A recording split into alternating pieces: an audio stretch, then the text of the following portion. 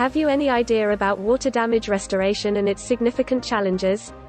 You probably know already that water damage is messy and tough to handle by yourself.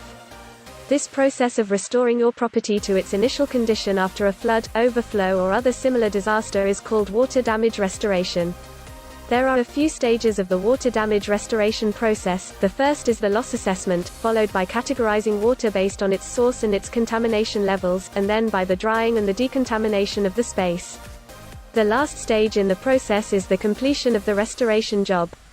Before you start doing any works, you need to evaluate the situation.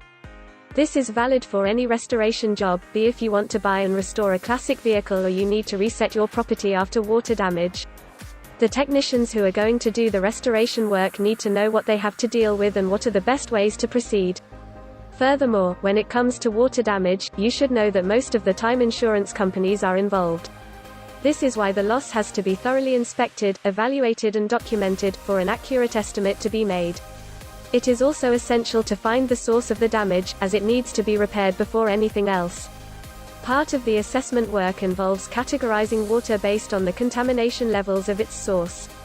For instance, an overflowing sink that floods your property is easier to deal with than an overflowing toilet or another raw sewage problem. These are the main categories.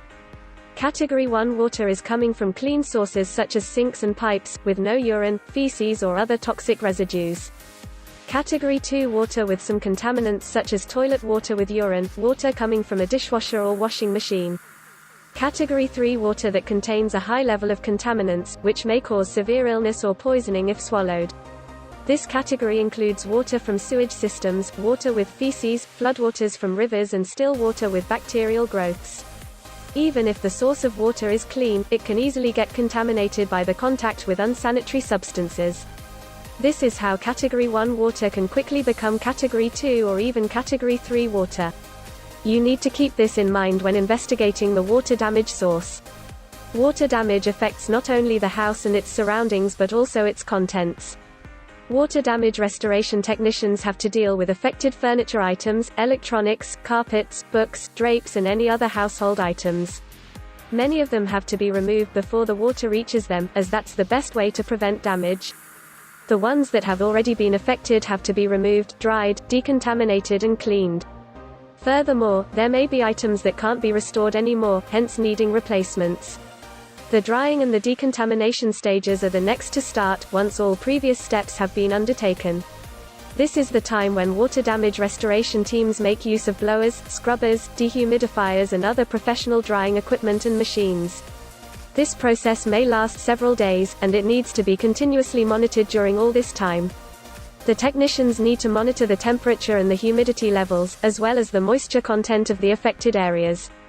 Moreover, they may have to use mold inhibitors, to prevent mold from growing.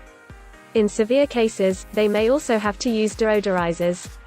Unfortunately, even Category 1 water can develop a horrible smell when it enters carpets, drapes or other household items. These developments occur very fast, hence the need for maximum efficiency of the water restoration teams.